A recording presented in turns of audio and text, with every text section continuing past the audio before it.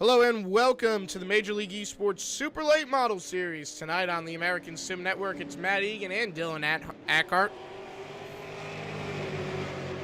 Hello, fans. Hope you all ready. The stands are getting packed. We can hold up 10,000 fans here tonight. And let me tell you, we see fans still pulling into the parking lots here as we are getting a full house for this 100-lap main event. Yeah, we've actually almost got a 20-car field set up right about now. Huge field tonight.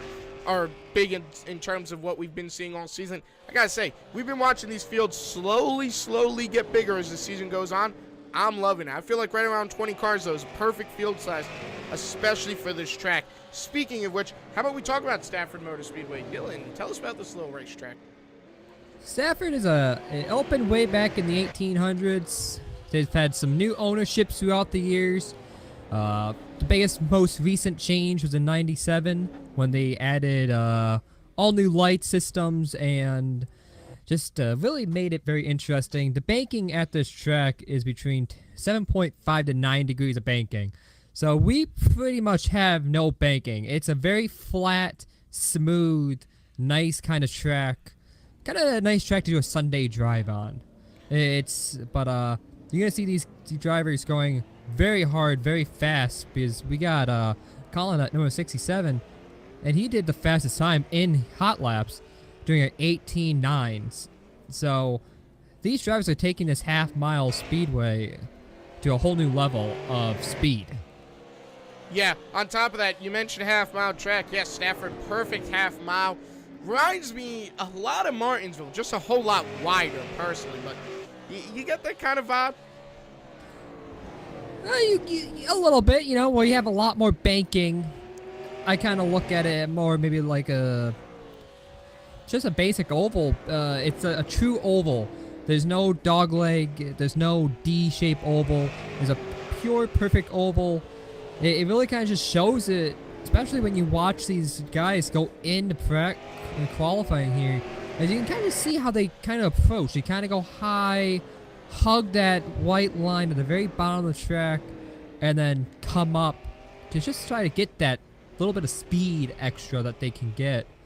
They're definitely going to have a very difficult time throughout the race because A, you're going to have your brakes that are going to get very hot, especially at a track that has no banking. You're kind of going in at high rate speed with no banking, which holds the car down.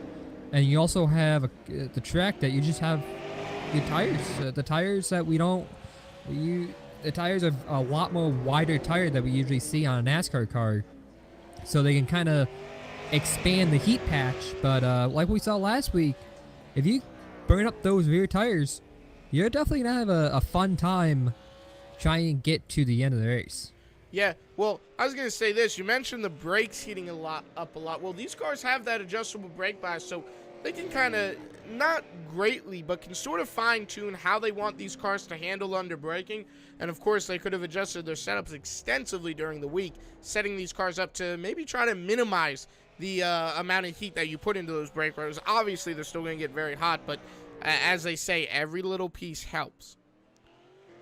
Oh, most definitely. I think we saw from New Smyrna that we were at last week, and then we come to Stockford. It's just the two tracks are alike, but they're different. This track is a lot more of a wider track. There's 3 lanes of racing that you could see. You're going to see a lot of pushing to get to that bottom lane. The shortest way around is the fastest way around. But you're definitely going to see guys going 2 wide, maybe even 3 wide if they get risky enough to get to those positions, just to get that little bit of extra track position. Like we saw last week, you may be good on fresh new tires, but once the stickers fall off, you're going to be kind of struggling to the end. So we saw that last week. It probably won't surprise me if we see it again this week. Yeah, that's true, too. And you mentioned 3 wide racing. I really don't think we're going to see that. I think we're going to see what's more akin to, like, Martinsville, where everyone's going to be fighting to stay on that bottom line, because this really does look like that kind of racetrack where the bottom line is key, or actually right now it looks like, from Adam Jocelyn, You see him running that kind of middle line there. Another thing about Adam, you'll notice there's no kind of safer barriers at this track, so it looks like it's going to be kind of hard to hop these cars up onto the wall. Adam might be thankful of that. Just a bit. Well, another thing is, remember last week he took a wild ride. the thing is that last week we had the safety barriers a little bit, which kind of helped the car didn't completely destroy itself. This week we don't have any safety barriers, so if these drivers do hit the concrete wall, they're gonna get a lot more damage on their cars than we saw last week. And these guys don't have a backup car. This is like your one and only car you have, so you might want to give it a lot more love and attention than you see at other tracks where you might be able to use the safety barrier to your advantage. Yeah, that's also true. Well, I was saying that because, again, you remember Adam took that kind of wild ride where he hopped that car up onto the safer barrier coming onto the front stretch, if you remember that. Oh. Remember? He absolutely destroyed that race car. But, yeah, I don't think we're going to see that tonight. Maybe not on the front stretch, at least. But, yeah, that was very interesting. But on his to his credit, he still wound up finishing that race, and I believe in the top 10 as well. So it was definitely... most definitely a very interesting race last week. We saw a lot of in different pit strategies when we did get to that competition caution, which tonight is going to be on lap 50. So it'll definitely be interesting to see when that time comes. Are we going to see these guys go around and take fuel or change the tires or do whatever? Because last week, it was kind of a little bit different because some of them did, some of them didn't. Some of them just stayed on track and let the tires cool down by themselves. So it's definitely going to be interesting when we do get to that 50 lap stage event, how they would take that pit stop. Yeah, that's definitely true. It's going to be, well, I expect to see them take tires because this does look like that kind of racetrack, as you mentioned, that's going to be very abusive to those tires, especially the right sides. So I definitely expect them to take tires on that competition yellow. Fuel, I'm not too sure about, and I feel like that's going to boil down to how they have these race cars set up. Because as you remember, this is a open setup series, unlike ISDC and AMS, the other two leagues we broadcast. These guys have full control over how their car handles and everything. So I definitely feel like they're going to set these things up to kind of go the whole race on fuel. Ideally, because it takes quite a long time to fuel these race cars on pit lane. The fueling system with these super late models are a complete different fueling system that you see in a NASCAR car. Yeah, I think doing 1 gallon of fuel is about a second and a half, I believe, if I'm not mistaken. Yeah, fast stop. Yeah. If you consider with the tires, I think a fast stop with one of these cars is about a 15-second pit stop. Well, I think it's even longer than that. Yeah, compared to what you see in NASCAR, and where it's like a 13-second stop is average, and like a 10-second stop, you got a really quick one. Then you go to the ISDC series, which is our IndyCar series, and 9-second stop is the average in those things. We're all over the place with pit stop speeds. Now, here's something that I think would be interesting to see. These cars versus the NASCAR Sprint Cup car or Monster Energy cars at this racetrack. Which one do you think would win? Ooh, that would be a very interesting battle to watch. Because... I personally think the super late model would. They're not as fast as the Monster Energy Cup car, but they have a lot more better braking system. They can slow down and not abuse the tire. Well, and they're designed to run on this type of racetrack. So, if you said the super late model on the national car, that would be a good battle. But well, I think easily they're pretty evenly matched, I think. That would be interesting. If you did the national and then you did these cars, the super lates, who would win in a 50-lap showdown? Well, I want to give the upper edge to the national car. As I'm watching Justin here in that 83, he's just still making laps. He's probably taking as much time as he wants to really tune in dial in that setup, get ready for this race, because once you get out there, there's only select limited things you can change in your setup. So you really want to make sure you are happy, you're ready to go, you like what you have, because once you go out there for grid, you can't take that car back off. Here's something interesting with the super late model and the national car. You mentioned it in a theoretical battle. Looking at the two engine types, they're both 358 cubic inch engines. As far as power goes, the super late model is a 550 BHP, which I believe stands for brake horsepower. Is that correct? I personally do not know. And then the super late, and then the K&N Pro Series has 650 horsepower. So the Pro Series car has a little bit more horsepower to it, but I think that would be a pretty even toss-up. Could go either way in that case, I think. Most definitely, it will be interesting. The biggest thing, I can't wait. We got the cars going through tech inspection right now. Yeah, how long till we actually see the green flag here? Right now, we got the last car going through tech inspection right now, as the pace car is finally getting up on the track, getting ready to get these cars going. As here comes the cars rolling out onto the track. So far, there have been no one that has been giving any penalties for tech failure, so we should be able to see a nice, good field here. Gonna take it down to our, not that cam, wrong camera. What camera are we looking for? That's the camera, for the Pine Creek Railroad starting grid tonight. How about we look towards row 1? Colin Allman takes the pole, and Joshua Hart. Row 2, Gary Smith and Adam Yoslin. Row 3, how about AJ Brissett, Brian Hacker. Row 4, Dan Butler and Bruce Dans. Looking back to row number 5, we're going to see Russell Eiler inside the top 10 for this start, and Jeremy Stanley. Row 6, Bob Loran, Ryan Lang, and then Joseph McWhorter, Jonathan Smith, Douglas Wasaki, and Charles Lahr.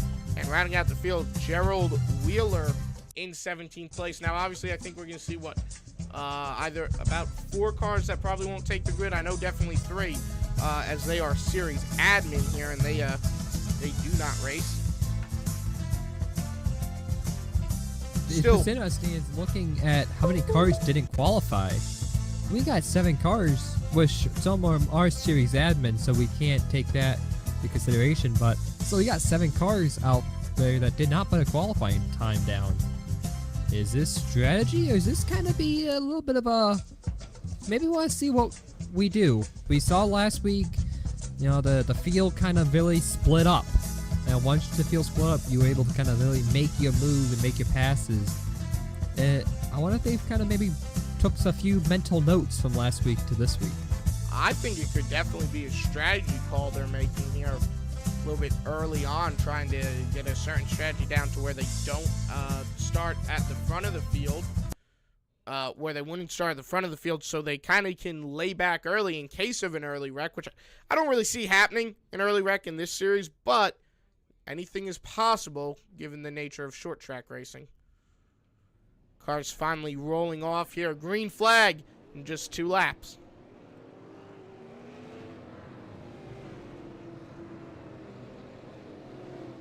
And we're getting the first penalties of the night, going to that number 67 of Colin Allman, going to the end of the field. So is Jonathan Smith.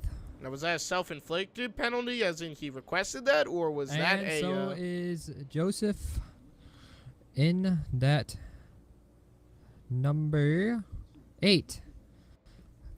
So I believe those 3 drivers were the top 3 drivers from last week's events. So it might be a kind of a balance or performance. Come home good last week, you kind of get around to the end of the field this week. I don't know, but it's interesting right there. Very interesting. We got our dive into turn 1 cam, as I like to call it, as we get ready for that all-important green flag, the American Ethanol green flag, coming out in just a few seconds. Pace car down.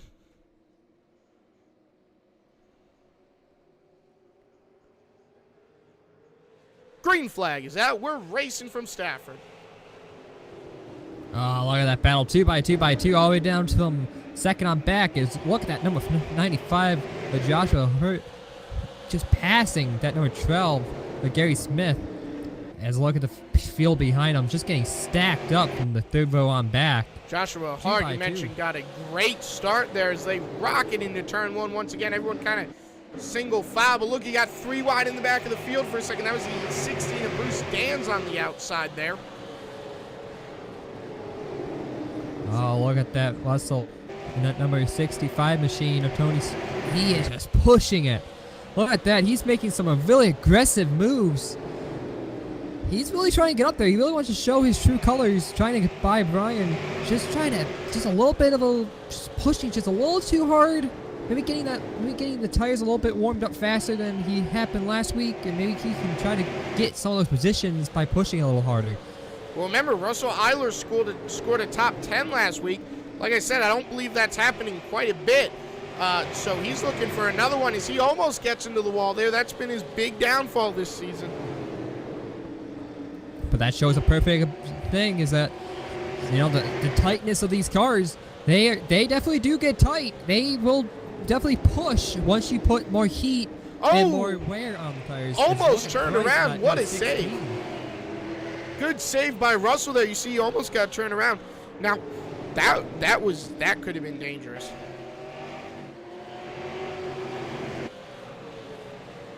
Russell Eiler this season yet to finish inside the top 10.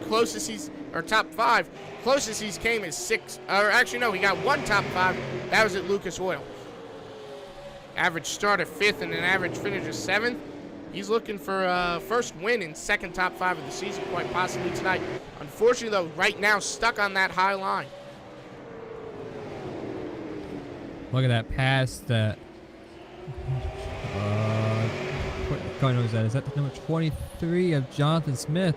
As he made that pass around Joseph, and that number 8, he is just. Once they get in the groove and once they can find out what the car likes, because you practice and you kind of practice by yourself. You really kind of maybe might go out with 1 or 2 of your buddies, but you really don't go out there in a group. The first time you go out in a group is the drop of the green flag. So right now, these are the first time these guys really kind of bend together in a racing environment, really trying to push each other to the maximum and really kind of showing each other, okay, look at the equipment I brought this week. Yeah, now, here's something to consider. Russell Eiler, despite only scoring 1 top 5 this season, has quite a few top 10s. There was a string where he finished 6th multiple weeks in a row. You know what else he has right now this season? What is that? The points lead. No joke. He leads by 4 points. That thing is that when you go to these small tracks, anything, any point, every position, every point, every lap counts to so much. Say consistency is king. I think that Colin Allman, that number 6-7, he was given an EOL at the first lap of this race, and he's back up to 6. We know he had a fast car last week. We know he's had fast cars from previous weeks. Just pushing that car, getting past Brian Hager in that number 11 as he's just pushing so hard to get back into his position, which he wants, which is first. Yeah, fastest car in the track, I'd say right now. Now, Colin Allman, he was going to have the pole, so there's no question him being fast. You know? Oh, you know, it's definitely, we saw last week, he can really kind of put the car anywhere he wants. He could drive the high lane, he could drive the low lane, he could drive the middle lane. You know, if he really wanted to, he put some dirt tires on it, buddy. He can drive in the grass to make passes. He's just so fast and dominant. He just knows how to put that Super Late model on where he wants to be and knows where to put it. Yeah, he just got past AJ Brissett. That's going to land him right inside that top 5. Now he's going to go to work on Adam Yoslin, one of the other faster cars in this series, who currently runs in 3rd right now. Now, he's having a pretty good night, I'd say, Adam. You know, we saw Adam do a lot more extra practice laps after the qualifying laps are done. You wonder if the team went around and maybe did a few adjustments, just some fine-tuning adjustments to make that car just a little bit more happier. as we have an issue with the number 12. That Gary would be Smith. Gary as he is Smith, and pulled he's over. down to pit lane. We're going to try to get an instant replay on that one, folks. His night's over. As Gary Smith has packed up and has left the racetrack and has left the Yeah, they're group. putting that thing back on the hauler. Let's try to get a look. Looks like he actually just went down and parked it.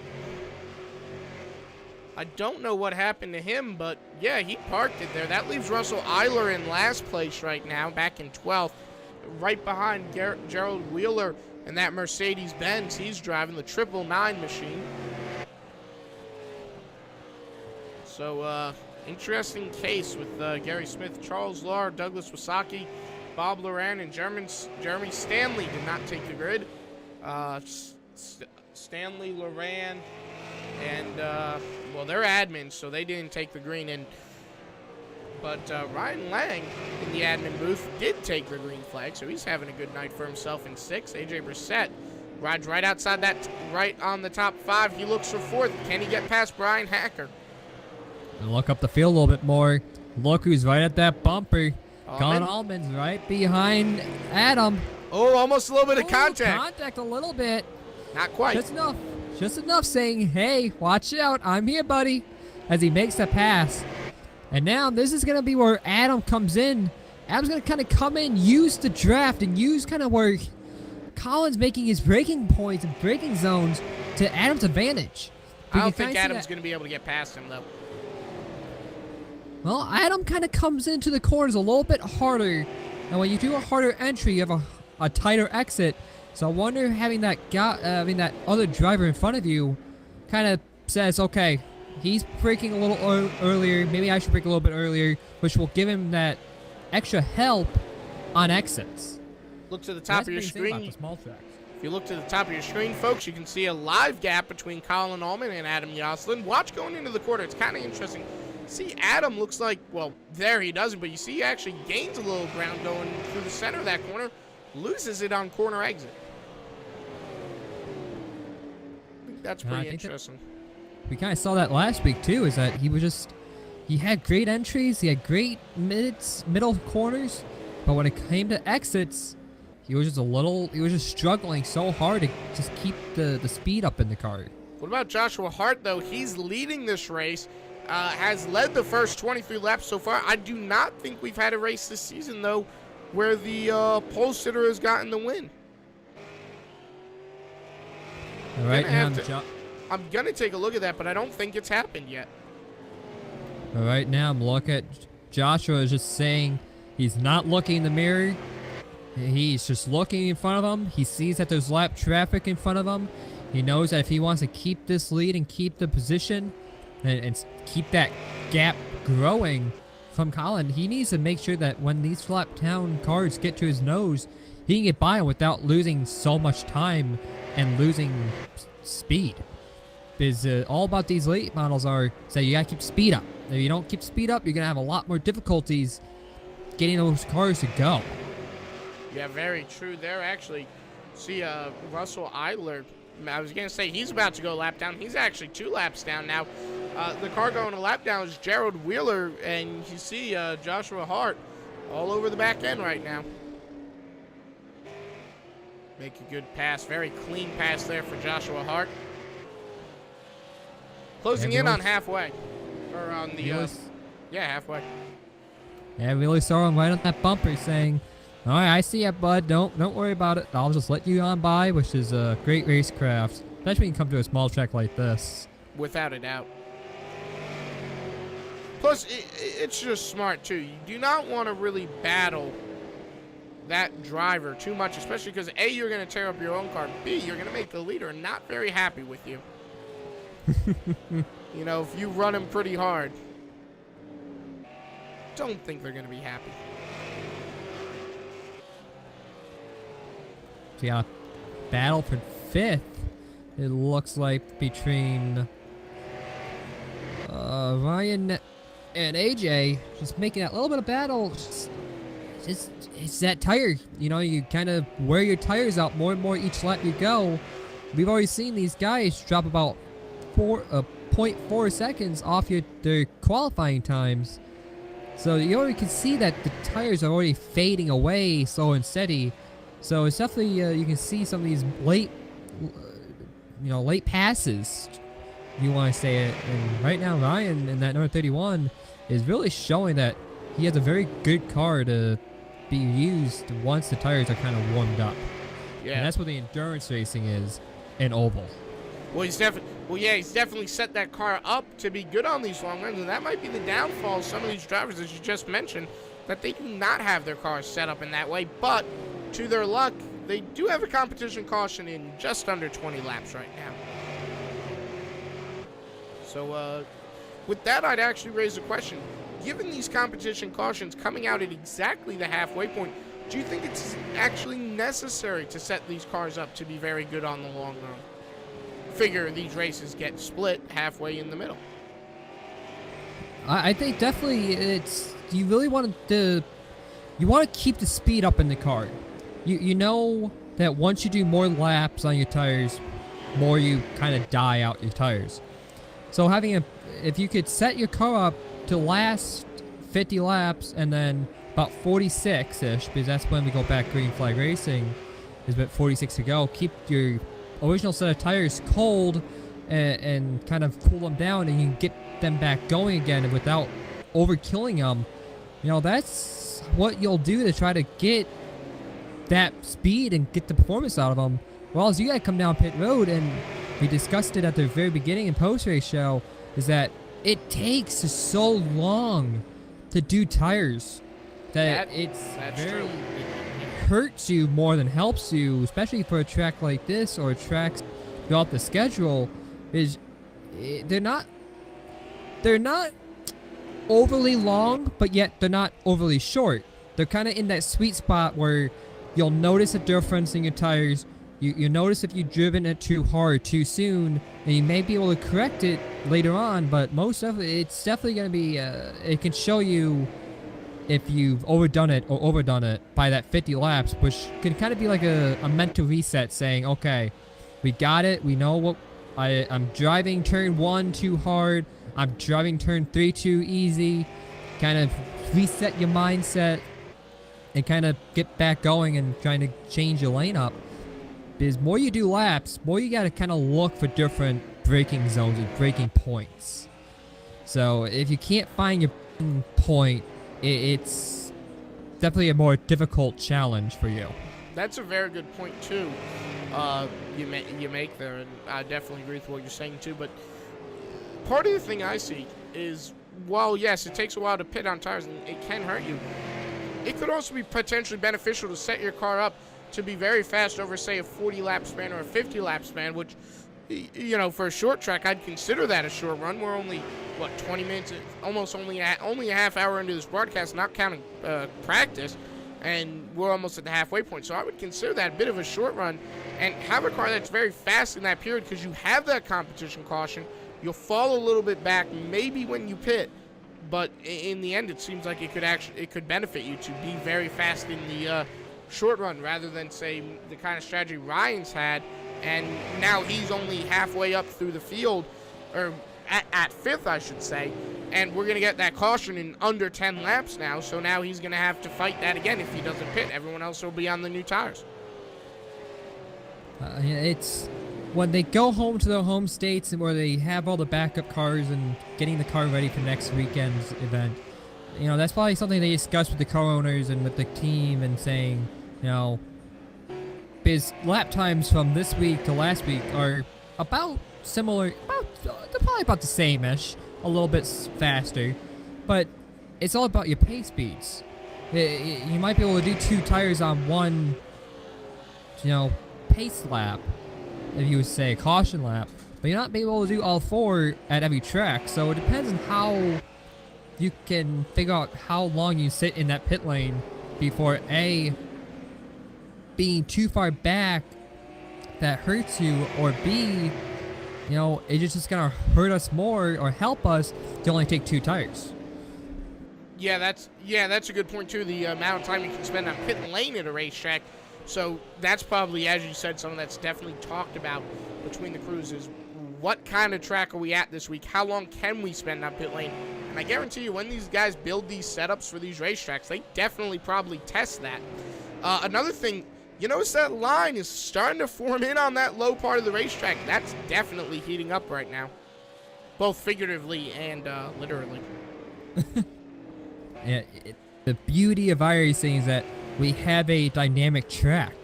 You know, we can see, looking at turn 3 and turn 1, it's a lot darker than what it was on lap 1. You could see that with all these cars pushing their tires and pushing their chassis and pushing everything they have, they're really wearing that track and putting a lot more rubber in, which for asphalt drivers, that's great.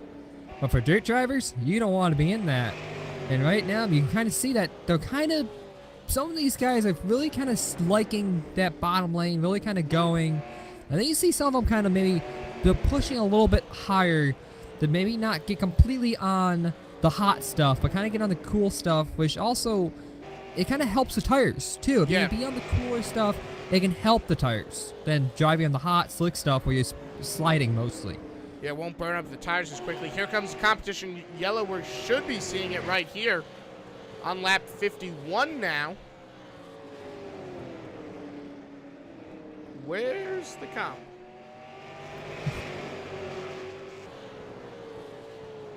I know we're...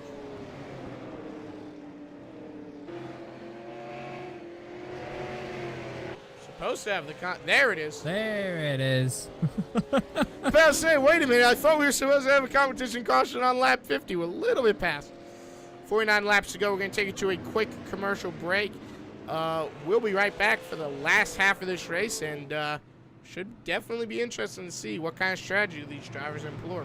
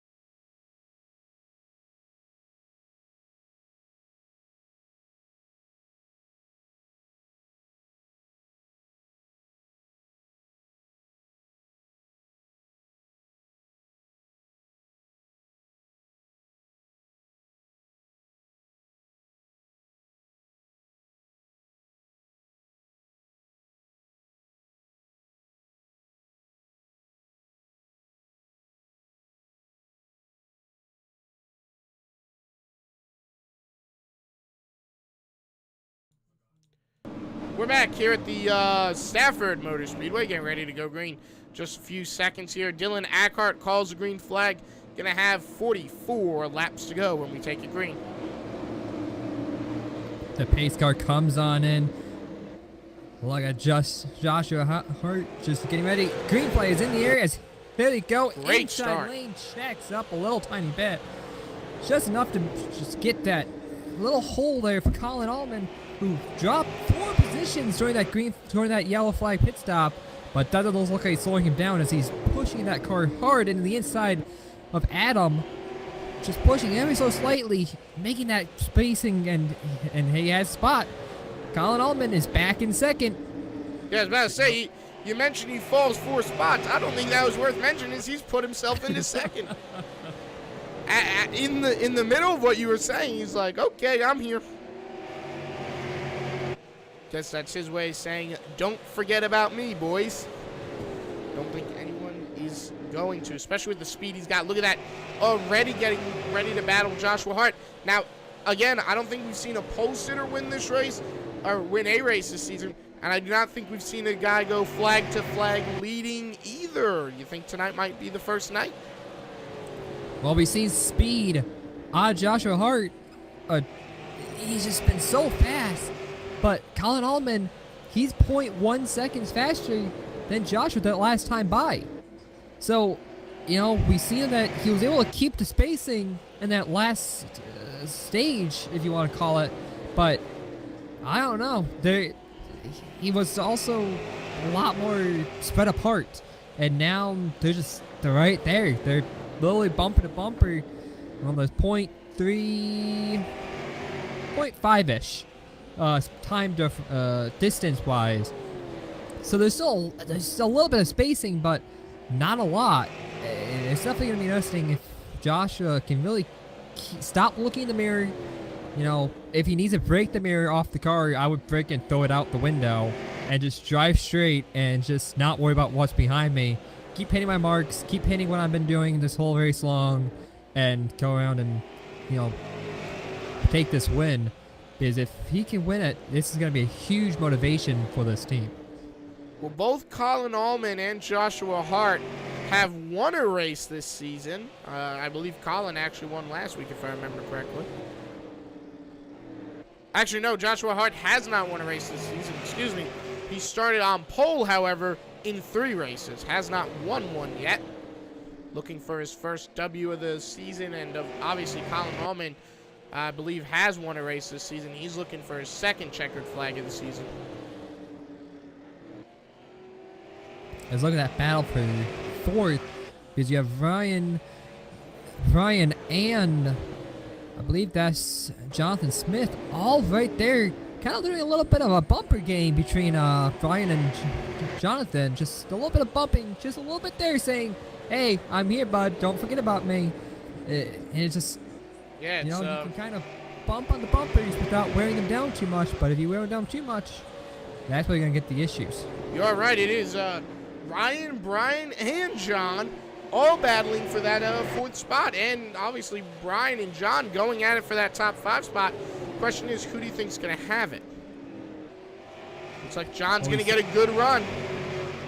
You saw right there that number 11 of Brian, he just pushed up a little too much. That's what the scary line is that you push up just a tiny bit, not even 2 inches, and, you know, you can put the nose there, and they're going to get that runoff. He really has to keep that car planted to the bottom lane if he doesn't want Jonathan to pass him. Wasn't quite able to do it that time on the last lap, but you see, as you mentioned, he just needs to get that nose under there, and he'll be able to do it. And I think he's got to do it going into the corner, because he kind of got it coming out of the corner. I feel like that's kind of why it killed him. Oh, no. Oh, big wiggle. Come on, Brian. Save it. Good boy. Well, that's going to make that. Now it's going to be a battle for 6th. Was a battle for 5th. He has to be very careful now because those tires are heated. You know, you only spun them for like maybe a millisecond, but they are warm now. But if you could put a heat gun to them, they'll be probably 20 to 30 degrees more warmer than anyone else's tires, and they are definitely going to cause him handling issues. Yeah, that's true, but they should cool down a little bit though. Not an incredible deal, but you got to figure. Well, I would figure they cool down just a little bit. But how about that battle for 6th, though? AJ Brissett all over the back end now of Brian. Oh, look at that battle for the lead, though, too. We got two great battles going on. And I don't know which one to watch because you have Colin Allman, who's only right there on Joshua, but it doesn't look like he can get in there. Joshua is really keeping the nose down. He's keeping the car down the bottom lane, really kind of killing the runs that Colin's getting, and yet he's just getting so close. As you can actually see that Colin is actually driving on the apron, kind of like a Phoenix. You can kind of see them when they go to Phoenix in turn 3 and 4. They kind of go below that line, which is still in play. And you can kind of see that it's just a little bit of a handling differences when you go down there, drive that bottom lane. It kind of, I don't know, it frees the car up a little bit, makes it a little bit looser, which, if anyone knows, loose is fast. Yeah, so usually. It's definitely going to be interesting watching him do that. There is a point, though, you mentioned loose is fast. There is a point, though, where too loose actually starts to become a bit slower.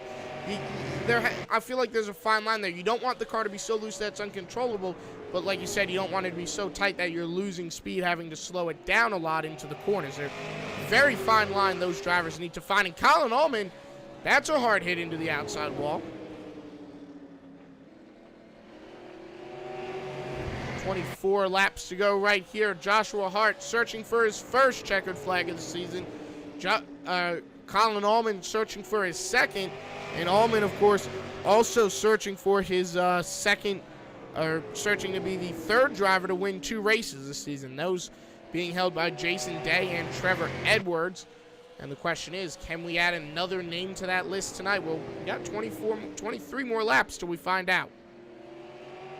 Man, these 24-ish, 23 laps is going to be just so... They're going to be pushing each other. You can already see it now for the battle for 6 between Ryan and AJ. As they've been side by side since the drop of the green flag. Ryan actually had a little bit of difficulties getting that straightaway, which AJ's getting. But they've been side by side since the drop of the green flag.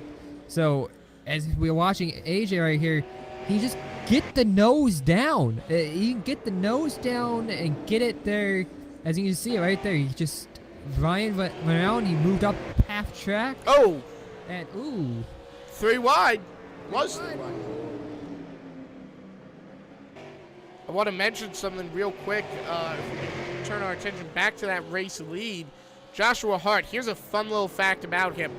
He has started... In all the races he's competed in this season, this is going to be his 4th race of the season, he started on pole. He's got an average finish at first. However, his average finish is only 5th.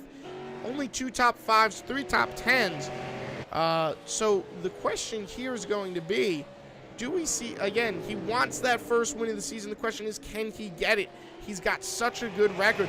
Every start to date, he started on pole. Can he finally stop wearing the bridesmaid dress and take it home to victory lane? Well, we've seen the dominance out of both those drivers. As Colin Allman's hitting that inside wall. They both hit the wall. It's definitely going to be interesting if he can hold it off, because those two drivers are doing pretty much identical lap times. They're doing 19.6s. And this is on 31-year-old tires, too. So they are just pushing 32 lap tires. You said 31 years. I'm like, wow, that's old. But 32 lap tires, and they're doing 19.6s, and they are pretty much identical. The only thing now... Oh! Whoa, what a slide. Oh, how did he save that? Closing in on 15 laps to go. Colin Allman smacks the wall again. Did you see that wiggle out of the 96, though, man? Boy. That was insane. Maybe if Colin thinks if he hits the walls just enough, it'll start breaking and falling apart, and then he'll have extra racing. Yeah, try to widening the racing surface. It's like, yeah, there's still some asphalt back there. Give me a little more room, guys. I will say, though, the 95 has smacked up that wall just a little bit, too, if you notice. Not quite to the extent as Allman, but still there. I turn the attention off this, but they're so close together with so few laps to go, I don't want to miss a second. Oh, that was just... Especially with that lapped car in the way. That's the million-dollar thing is, how does the lap traffic, as the lap traffic just goes around and lets them by, that's not what Colin wanted. Colin wanted to see that lap car maybe stay half a lane lower. Make him fight on exit. Because they are both pushing on exit. Look, Colin Allman almost getting to the back bumper that time. We're going to ride outboard of Joshua Hart. Just to kind of get that perspective of how close these race cars really are together. Only 3/10 separating them as we watch outboard Joshua Hart, the race leader. 11 laps to go right here. Look at how close Colin Allman almost touching that back bumper. That is amazing from this gearbox cam. Want to give a thanks to Carolina Simworks for helping make this possible. They sponsor the Major League Esports. And, well, they do, as I've said for the last few weeks, they make amazing custom sim racing setups. So if you're in the market for one of them, don't really want to do it yourself, check out Carolina Simworks. They'll give you a good price, too. And, like I said, Dale Jr. uses them, so can't go wrong there, can you? Absolutely, you can't. Still looking outboard Joshua Hart.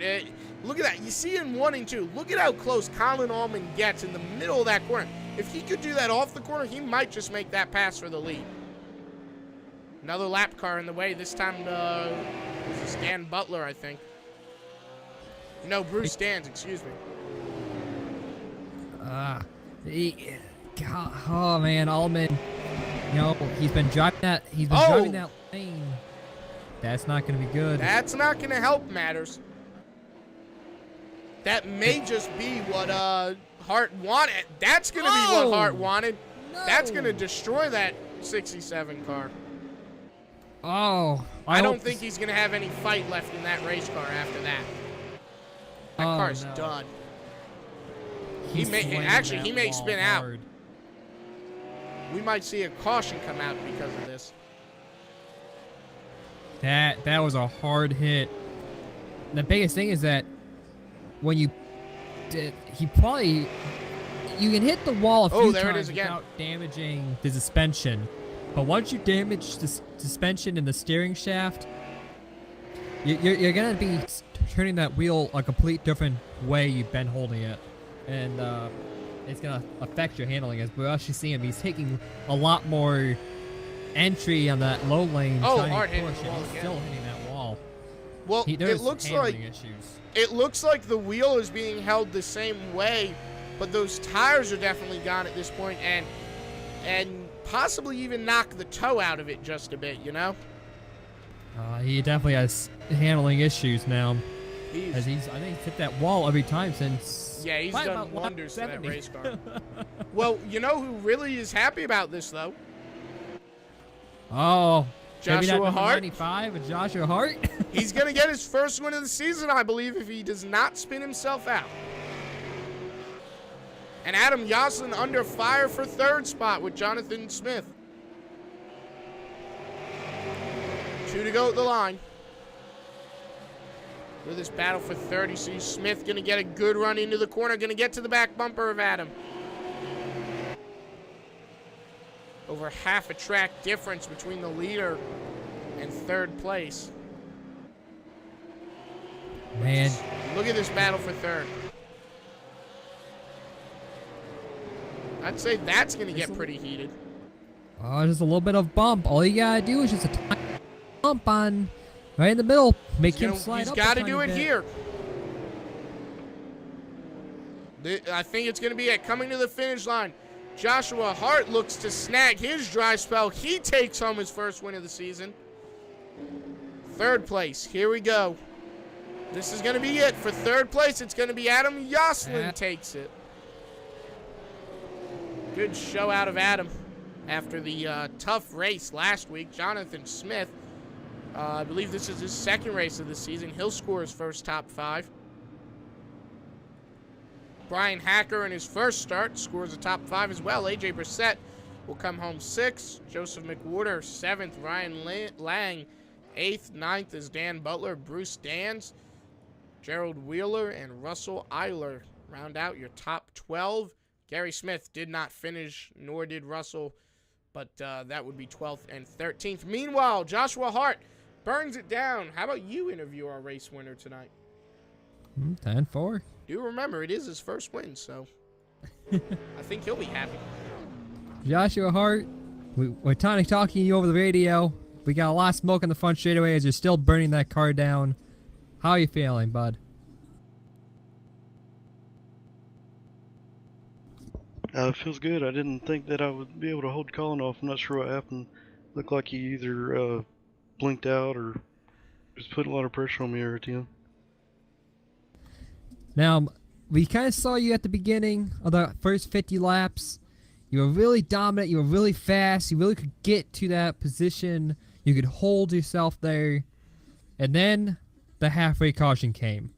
It was you and Colin Allman right there, side by side, going into that second corner.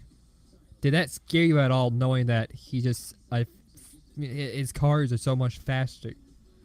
Oh yeah, he was real fast at the first half of the race, and I made a bunch of changes in the pit box, and it worked out. Now you come from last week to this week. How do you get yourself now? Last week you had a good finish. This week you come home with a win. How do you go into next week, knowing that you just had 2 great weeks and you want to continue that streak? Just hopefully I can do the same thing I did here tonight. Well, I see that you're in pit lane. You got your teammates all around you.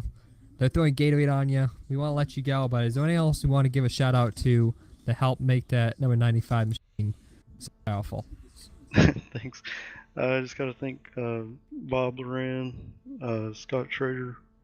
Those guys always help me out with setups, and I really appreciate it. Well, I'd like to congratulate you on that win. Go around and celebrate it up. I'll see you again next week. Hopefully you do it again. Thank you. And that will be Joshua Hart. He finished first night. I'll talk to our second place finisher, Colin Allman. Colin Allman, if you got a copy on me. Yeah, I got you. You'll finish second here tonight. How do you feel about second? It's all right. Not as good as first. Yeah, a little bit tough there. You definitely had a good race, though, man. Kind of smashed the wall at the end there. What happened with that? Nah, I just missed the mark, and I was trying to keep up with Josh. I had a pretty good car. I think I went the wrong way on an adjustment there, and it was a little tight on me, and I was trying to keep up with Josh so I can make a move, and I just ended up hitting the wall coming out of 2 there. All right. Now, anyone you want to thank here, sponsors, that kind of thing? No, pretty much by myself. I like to shout out Dylan Williams. He's watching. He's one of my buddies. How do you feel about Joshua Hart, though, winning the race? Now, every race he started this season, he's started first, hasn't won until tonight. How do you feel about that? Josh is one of my good buddies. He's a good racer, and he's really fast, so I'd like to congratulate Josh on the win. Now, according to the statistics page on the MLE website, you've already won a race this season. When do you think win number 2 is coming? Next week, hopefully. Well, Five Flag Speedway. Anything can happen there. Thank you for talking to us. Oh yeah, I got some pretty good notes there, so we'll see what we can do next week. Almost just moved out Dylan instead of Colin. Dylan, talk to our third place finisher. That'll be Adam Jocelyn. Adam, you're coming home third. A hard night for you. You qualified 4th. Had a very tough night being pretty much in the pack that entire 100-lap event. You come home third. That must feel good. Yeah, I don't think I've ever run this race, and I wasn't very good in practice, and we were just searching, and Brian Lang actually kind of helped me out there, and thank him for that. And he went out to qualify and ran 1 lap, and then just used the rest of that to practice and get the car in, but I was too tight during the race and loose off the corner, so we'll figure out what Colin and Josh are doing. We'll get up there here in a couple weeks.